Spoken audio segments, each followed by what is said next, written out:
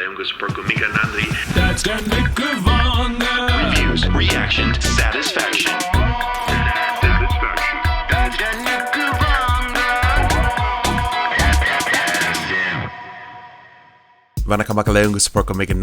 Thank you so much for clicking on this video. Today, we are going to be watching a video by a channel called Cogito. Link will be down in the description to the original video. This is called Who Are the Tamil People? All right, many of you have been asking me to do this, so that's why we're going to do this. So anyway, let's check it out. This might be like a two-part series because it is kind of long. It's 26 minutes long, so it might be a part 1 and a part 2. So anyway, let's get into this. Please subscribe, like Panaga, share Panaga, and let's go. This video is sponsored by CuriosityStream. Get access to Nebula, a video streaming service made by your favorite educational creators when you sign up for CuriosityStream using the link in the description. This is South India, home to the biodiversity hotspots, the Western and Eastern Ghats, the Bengal tiger, the Nilgiri tar, the Indian Bengal elephant, tiger, nice. and whatever this creature is. Here is also the cradle of Tamil culture. Today there are about 80 million Tamils in the world. That's more than there are French, Colombians, or Kenyans. Most Tamils live in North and East Sri Lanka or in the southern Indian state of Tamil Nadu, literally Tamil country. Tamil Nadu is now a state in modern India, but for thousands of years, Tamilakam, or the homeland of the Tamils, was much larger and ruled by independent kingdoms. Tamil culture is the last surviving classical civilization because they've managed to keep their beliefs, culture and language intact for over 2,000 years. But who are the Tamils? What is their story? And what does it have to do with $700 billion golden coconuts? Well, let's find out. Golden coconuts? What are we talking about here? What are you talking about, Cogito? The Tamils, maybe more than any other people, are in love with their language. Tamil writing has been dated as far back as the 6th century BCE from the archaeological site Kairadi in India, and from the 2nd century BC at Punakari in Sri Lanka, making it one of the oldest datable languages still in use. Tamils often call their language Tamartai, which means the Tamil mother. It's more important to the Tamil identity than land, race, or religion. If you want to have the most intense conversation of your entire life, just go ask a Tamil person anything about the Tamil language. Tamils also take pride in the independent origin of their language. See, you can roughly divide India linguistically in half. North Indians generally speak languages descended from Sanskrit, an Indo-European language. This language family stretches from North India all the way over to Iceland. South Indian languages like Tamil belong to a completely unrelated language family called Dravidian. Unlike Sanskrit, which like Latin is no longer spoken, modern Tamil survives as a living language for millions of speakers. Dravidians do not like it when North India tries to push its culture or language on the south. I've learned that over the last couple of years. That's the truth. Urn burials dating from around 1000 BCE at Adich and Alor. Amazingly, they found evidence there of the worship of a god with a trident and a peacock, very like the Hindu Tamils' favourite god today, Murugan. But the Tamils really leap into world history when the Maurya Emperor Ashoka mentions the unconquerable southern Tamil kingdoms in his rock inscriptions made between 273 and 232 BCE, which is impressive when you consider the fact that the Maurya Empire essentially conquered everything else. This is right around the beginning of a Tamil golden age known as the Sangam period, lasting from the 3rd century BCE to the 3rd century CE. At this time, Tamilakam was ruled by 3 Tamil dynasties, the Solas, the Seras, and the Pandyas. Unfortunately, there were no actual pandas in the Pandya kingdom. I know. The Tamil kings were immeasurably rich and used their wealth to sponsor century-long poetry slams, called the Sangams at the Pandya capital, Madurai, where male and female poets would show off their works. These poets created thousands of poems, books, and epic stories called Sangam literature.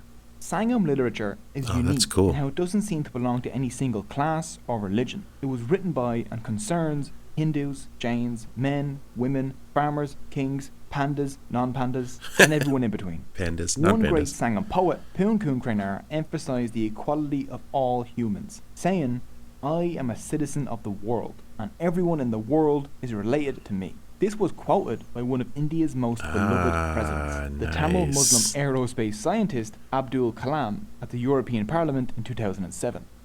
The Sangam literature tells us about a rich, cosmopolitan and multi-ethnic Tamil-speaking society 2,000 years ago, where Hinduism, Jainism and Buddhism all coexisted peacefully, where kings would even invite priests to public debates on their beliefs.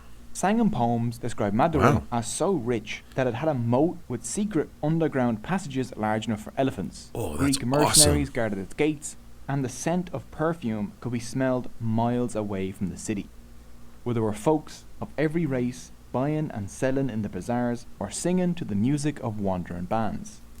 So how were the Tamils Dude, that so would be rich? cool to visit They were that spicy. place, right? The ancient world was a bland, flavourless, unseasoned mess. It tasted a lot like English food. This was until the Tamils taught everyone the way of the spice. A 1st century CE Greek manual for sailors, the Periplus of the Erythraean Sea, says that the Tamils exported pepper and other spices, along with diamonds, woven textiles, pearls, ivory, malabadrum, and other luxury items. What's malabadrum? Who cares? It sounds luxurious though. Another major export was cotton and silk clothing woven by women. Indian women would dominate this global trade for the next 2,000 years. Yeah, all the Tamils traded just so beautiful much that colors Pliny and the stuff. Elder said India takes 100 million sesterces from our empire per year at a conservative estimate. That's about 10 tons of gold. China had the Silk Road, the Tamils had the Flavor Highway? No, the Spice Boulevard. Whatever. I like They Flavor made Highway. themselves the centre of a global trade network that linked Europe, the Middle East, Africa, India, Southeast Asia and China. We've discovered massive hordes of Chinese, Iranian and Roman coins along the ancient Tamil coast. Tamil inscriptions have been found as far apart as Egypt and Thailand. A statue of the And we take Hindu it for goddess granted now because we Lakshmi have got all those buried at spices and all Pompeii, that stuff and now, just Tamil in the grocery ambassadors stores. But met back with then, yeah, they had Augustus a Caesar trade. in And 20 CE. This trade made Tamil cooking the first international cuisine in the world. The word orange you comes don't from think about Tamil that. naram. Ginger comes from Tamil inchivar, and rice in loads of European languages comes from the Tamil arisi. Without the Tamils, Ireland's greatest contribution to world cuisine, the spice bag, would not exist. And honestly, I don't want to live in that kind of world. One Roman cookbook had over 300 recipes using Indian spices, from ostrich curry to tasty peppered brain sausage, or everyone's favourite, another laxative. Link to the cookbook is in the description, in case you need a laxative. Tamils got so Don't need one. rich off of their trade routes that just one temple, the Padmanabhaswamy temple, whose vaults were recently opened, has a treasure worth over $700 billion. This was accumulated over thousands of years from the donations from Tamil dynasties like Just the look Seras, at the temple. the It's just Pandyas, so the Pallavas, and the Solas. crazy. All the Some of the details. things in the and temple include this that is golden nuts. Mahavishnu statue, tens of thousands of gold coins, a solid gold throne, golden elephants, a 5-meter-long diamond necklace, and my personal 5 favourite, meters a long. 30-kilogram solid gold coconut. At what point does that stop being a coconut and start being a bowling ball? There are still True. unopened vaults in That's the a temple, big though we're still unsure of how much it's worth. Ball of gold. Tamil merchants, monks and craftspeople worked across Southeast Asia and lived in small communities there. Tamil merchants didn't just trade pepper with Southeast Asia, they traded the spiciest thing of all: ideas. From the 4th century CE on, kingdoms from Thailand to Vietnam to Indonesia were ruled by Hindu kings and wrote using Tamil writing. Modern Khmer, Javanese and Thai scripts all descend from the Tamil Pallava script. The greatest monument to this cultural exchange is the originally Hindu temple of Dude, it's Angkor Wat crazy in how much Cambodia, the largest Tamil religious has touched the structure on entire Earth. world. By the end of the 13th century, we even find the Tamil Hindu temple dedicated to Shiva all the way over in the Chinese port of Qinzhou, where a small Tamil community lived. The wealth and fame of the Tamil lands invited more than just merchants. A small Jewish community could be found in Kochi in the 6th century BCE. More Whoa. even came as refugees after the destruction of the Second Temple in 70 CE. And according to local tradition, Super the Jews were followed by interesting. St. Thomas, the apostle of Jesus, who landed in India in 52 CE and started converting people to Christianity. From Thomas, India's current Syrian Christian community claims descent. In 629 CE, a mosque was built by Muslim merchants in Muziris, and you can still go visit it today, or a part of it at least, because the Portuguese blew it up in 1504, but like, it's still cool. You can still see some of it. Okay, so we're going to do a little time jump here. Let's see. Invaded by Buddhist warrior tribes, Jainism and Buddhism take over for a bit, rise of the Pallava dynasty, Hindu revival. Here it is. After the Sangam period, the next great Tamil golden age happened under the Sola dynasty, between the 9th and 13th century. Chola dynasty. Their greatest king, Raja Sola, rose to the throne in 985 CE. He and his son quickly turned his modest kingdom into an empire that conquered most of South India, Sri Lanka, and the Maldives. The Sola used their massive navy, the largest in Asia at the time, to control the trade routes between Southeast Asia I didn't and know China. that. When the Srivijaya Empire That's tried really to cool. block Sola access to the Straits of Malacca, the Solas launched massive naval attacks across Indonesia and Malaysia, and even The little kidnapped cartoons the are funny. Srivijaya king. And no one ever messed with their trade routes ever again. Along with an army containing 60,000 war elephants, the Sola king's personal guard included the Padimuglir, or women bodyguards trained in Tamil martial arts and weapons. There are also mentions of women working as advisors and ambassadors, and using their own money to make large donations to temples. Raja That's Raja awesome. Sola poured his enormous wealth into building massive temples in a style called Dravidian architecture, the most well known of these being the Raja Jeswara temple in Tanjavur. This 66-metre tall soaring monument to Raja was one of the tallest buildings in the world at the time. Other than Raja Temple, other Sola / I think that's Dravidian this one. architecture My dad is painted also this. I don't think breathtaking, that's the same like one. the Iarateswara Temple, the Kankikonta Solapuram Temple, and the Champakareswara No, I don't Temple. think it was the same one. Sola temples also acted as banks. These temples received massive donations from the royals, and then they offered loans from those donations to farmers, villages, and merchants. Sola temples interesting. became this weird vehicle for redistributing wealth and reinvesting it in arts and local communities, making everyone richer. It's no wonder why when Marco Polo came here in 1273, he called the Sola lands the richest province on earth. Sola power declined in the 12th and 13th centuries. Super Buddhism and interesting. Islam replaced Hinduism in Southeast Asia, and Tamil lands in Kerala drifted away and developed their own language and culture, which resulted in the modern Malayalam language. Malayalam. Okay, so we're going to need to do another time jump. You have Muslim invasions from the north, rise of the Vijayanakarap, who built the world's second largest city, arrival of the Portuguese, destruction of the Vijayanakarap by Muslim armies, Tamil lands fracture into small states, and here it is. No, it can't be. Not you. Not you again. Tally ho, 'tis a smashing civilization you've got there. 'Twould be a shame if someone were to plunder it. Tamilakam was split into small, competing states in the 17th century, which made it easier for the newly arriving European powers to invade. By the end of the 18th century, most of South India was under British rule. The Tamils resisted the British invasion. One example they is should. that of the Queen of Shivaganga, Velu Nachiyar. To protect her kingdom from invasion, she built an army to resist the British imperialists. This army included a regiment of women soldiers. One of them, Kulili, volunteered to destroy a vital British ammunition depot that was located inside a temple. Kulili and her fellow Nice. warriors easily entered the temple as worshippers because the British thought women were harmless. Unable to sneak weapons in, they poured oil over Please tell me Kulili, there's a movie then about set this herself and her, on fire Kulili. and leapt into the ammunition depot, blowing it up and securing victory for her queen in the following battles, becoming the first woman martyr in India's long battle for freedom. There's got to be a Despite movie acts about like that, this, right? by If there is, please tell me 1858, what it is. the Put it down in the British comments. Crown had seized control of all of India. Famine quickly swept South India between 1876 and 1878, killing 8 million people. With the area devastated by famine, the British could dismantle the over 2,000-year-old Tamil textile industry.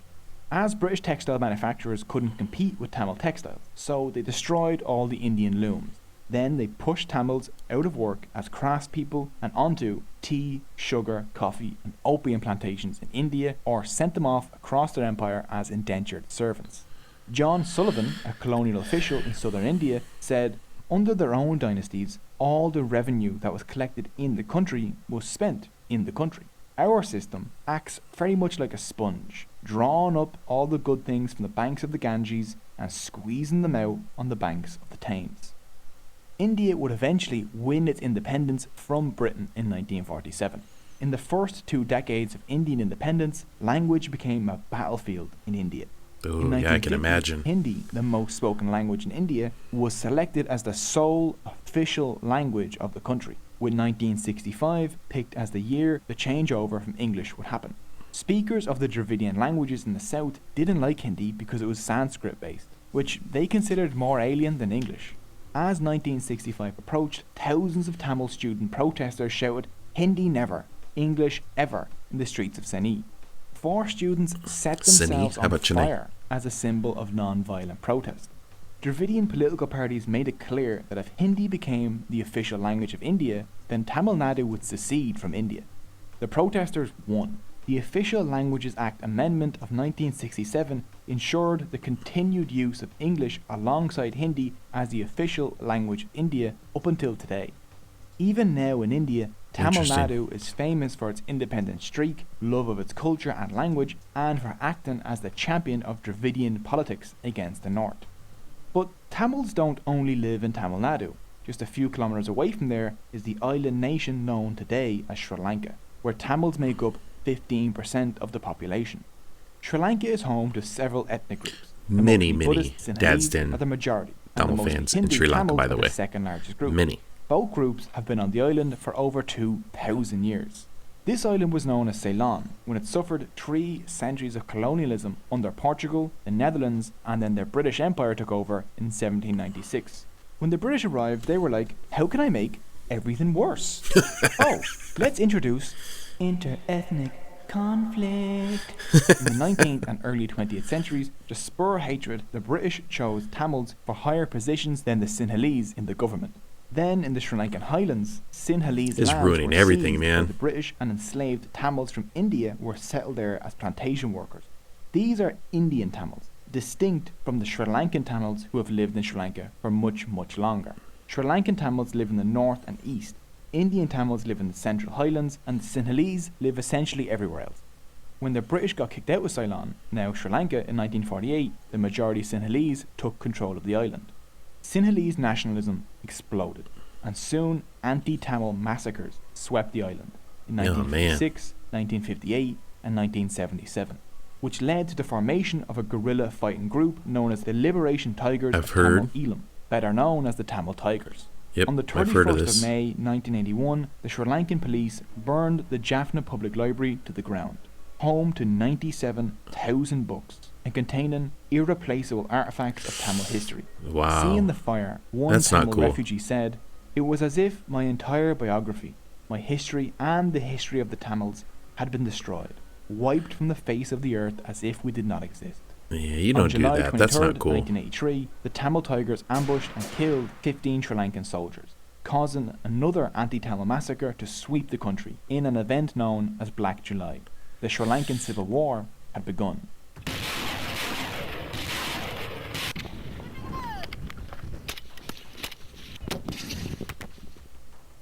The Tamil Tigers were fighting for an independent Tamil nation in the Tamil parts of the island. As the war dragged on over decades, the Tamils became infamous for inventing the explosive suicide vest and for carrying out a suicide bombing campaign across Sri Lanka. The Sri Lankan army retaliated Wow. with brutal attacks against the Tamil Tigers, which mostly resulted in the deaths and displacement of tens of thousands of innocent Tamil civilians.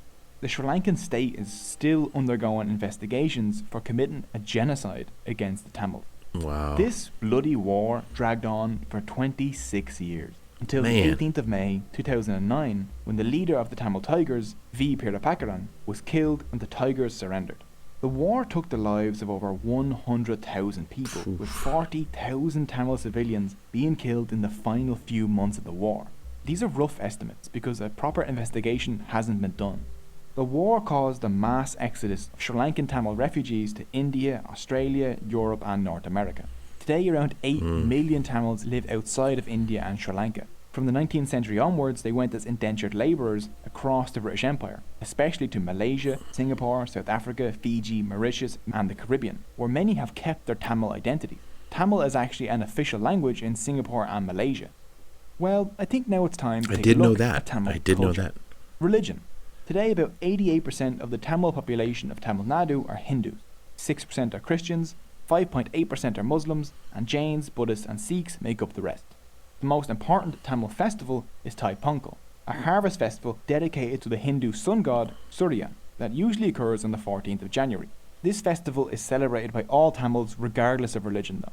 Pongal means to boil or overflow and refers to the traditional dish of new harvest rice boiled in milk with raw sugar.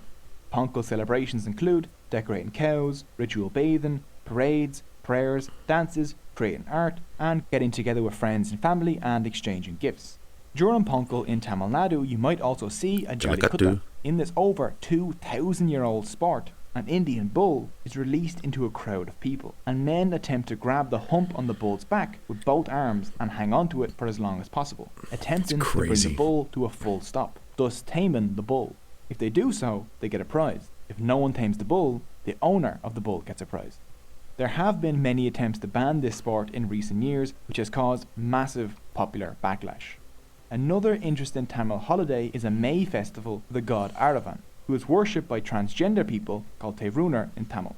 At this annual festival at Kovakam, you'll see ceremonial marriages between festival goers and the god Aravan, along with beauty pageants and dances hosted with the support of the Tamil Nadu government.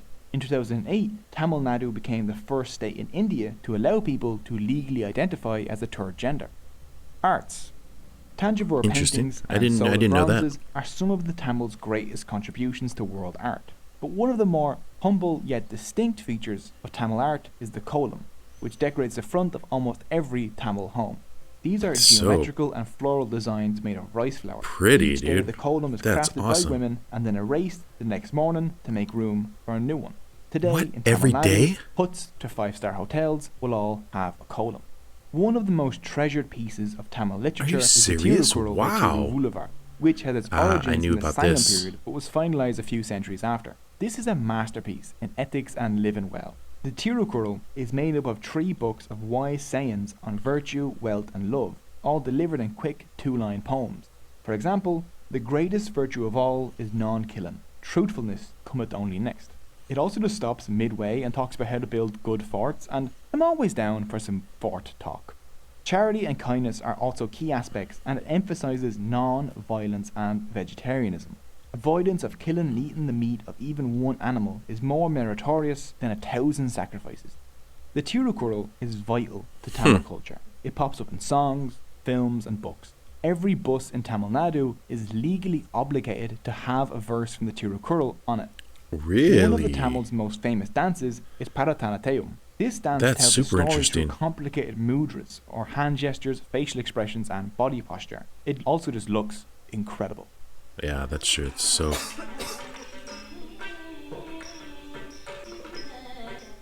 Food. Yeah, that's pretty amazing. Rice is a staple of the mostly vegetarian Tamil diet. I'm going to say my favorite part. Plantains, jackfruit, coconut, lentils, tamarind and mango are also common as a foodie, ingredients. Along with a huge amount that looks so good right there. Traditionally, a Tamil meal is eaten off of a banana leaf. Some favourite Tamil foods include the light and fluffy idli, the fried and spicy vadai, the crispy dosa, and the delicious fried banana bonda. And no Tamil dish is complete without a side of sambar, chutney, or in Sri Lanka, coconut sambal. Tamils also love their coffee, which they brew in this unique South Indian device. Cinema. Tamil people are passionate about cinema. Based in the Kodobakam neighbourhood in Sena, the Tamil film industry, or Kollywood, is the second largest film industry in India. Mani Ratnam's gangster epic Nayakam was included in Time Magazine's 100 best movies of all time list.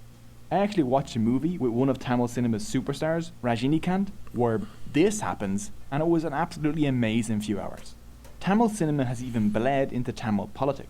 3 chief ministers of the Tamil Nadu state have risen out of Tamil cinema.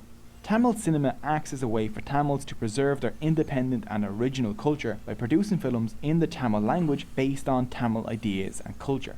I wish there was something like that for YouTubers, so they could create independent and high quality educational content for people that just love learning. Oh wait, Cogito and a bunch of our creator friends got together and made our own platform called Nebula, and we're excited to be partnering with CuriosityStream. Nebula is a place where you can watch some of the best educational content ad-free, uncensored and earlier than YouTube. This video was up on Nebula days ago, and there, creators can also experiment with all kinds of new and exclusive content. This channel Interesting. has exclusive content up on Nebula, and by supporting Nebula, you'll be providing a budget for creators to put out Nebula originals that would never make it on YouTube. Take for example Tom Scott's new game show, Money, where he turns some of your favourite creators against each other for fun and profit. Or Real Engineering's Nebula original, The Logistics of D-Day. It's an incredible World War II docu-series that dives deep into a topic that YouTube's Wow. algorithm would bury. There are many, many more Nebula originals, all funded by and created for people like you. People that enjoy original, independent and smart Might have to check that content. out. And now Nebula even has original podcasts. But what does CuriosityStream have to do with this? Well, CuriosityStream is the best place to find world-class documentaries online, so we've teamed up and created a deal. If you follow the link in the description Oh. and sign up for CuriosityStream's I annual love documentary subscription, you'll stuff. get access not only to CuriosityStream's entire catalogue of thousands of documentaries, but you'll also get access to Nebula for free. And that's not a trial or anything like that. As long as you're signed up to CuriosityStream, you'll get Nebula. And right now, for a limited time, CuriosityStream is offering Cogito viewers a 41% discount on their annual subscription. That's less than $15 a year for CuriosityStream and Nebula. I just finished watching their new documentary, Treasures of the Earth, which is about indigenous peoples around the world. So if you like this video, you'll love that documentary. Unlike us, they actually have a budget to go and fly around the world and film these people, rather than drawing cute, chunky versions of them like we do. So click the link below to get 41% I like those off though. I like those annual little guys. CuriosityStream subscription along with free access to Nebula. Or you can just go to curiositystream.com/Cogito. So over the last couple years, as I've been creating this channel and watching videos and learning about different things about the Tamil culture in South India, I did know a few of those things, you know, talking about Kiladi and some of the old language things. I watched the whole Tamili series by Hip Hop Tamila. So I did know some things, but there was a lot of things there that I did not know, which were super interesting and absolutely incredible. I mean, you don't realize, I don't think the world realizes how old and influential the Tamil culture has been in this world. Growing up here in the United States, I'll be honest, I never heard of the Tamil culture, Tamil language, anything like that. I heard of Hindus, but I didn't realize, and so when you start looking back at the history and you start going back into how long the languages have been there, the different dynasties that they had, and all these different things, it is just super interesting and just so cool.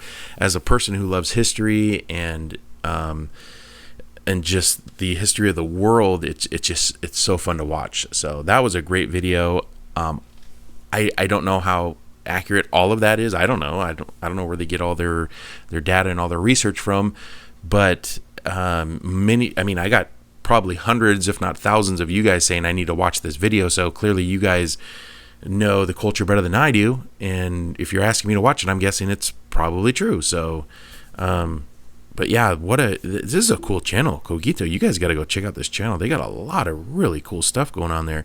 Link will be down in the description to their channel and to that video, of course, if you want to watch that video. So anyhow, thank you guys so much for recommending this one to me. This was great. Leave your comments down below if you have any questions for me, or if you have any comments about this video. I would like to see those comments, so go ahead and do that now. And don't forget to, if you like the video and you want to share it with one of your friends, go ahead and share it. Go share it with everybody you know. All right, guys, that's going to wrap it up. Thank you guys so much for being here. We'll see you next time. Bye.